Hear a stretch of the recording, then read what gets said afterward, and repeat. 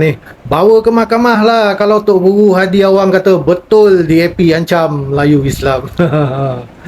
Dah ada keputusan mahkamah pun. Oi, kerajaan DAP disahkan melawan kuasa yang di-Pertuan Agong. Kau klik link kat profil Facebook kecil ni ataupun kat bio TikTok kecil ni. Nak cari bona malah kau nak spin dia kau sebab apa nak kuasa.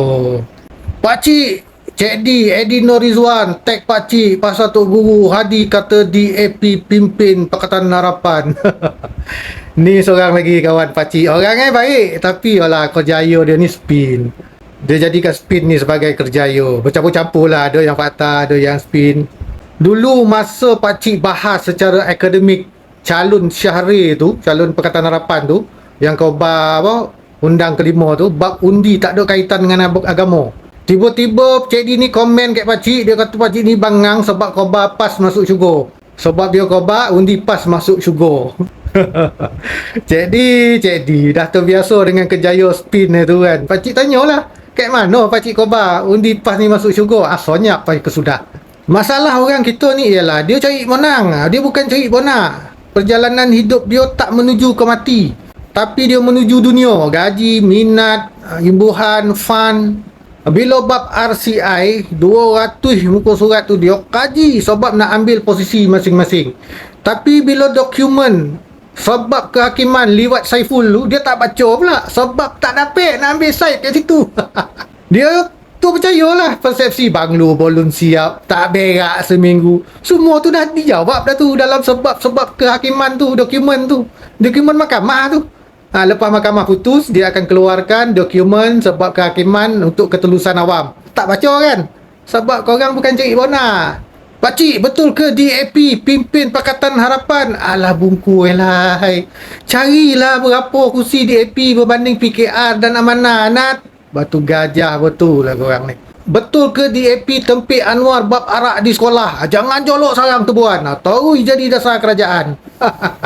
Tanyalah AI sibat, dia akan bagi analisis. Batu pahat foto lah korang ni. Betul ke pakcik DAP pimpin PH dia lawan kedaulatan undang-undang adat Melayu Islam di Negeri Sembilan? Ni pun satu lagi. Kau tanyalah AI sampai masuk mahkamah tu.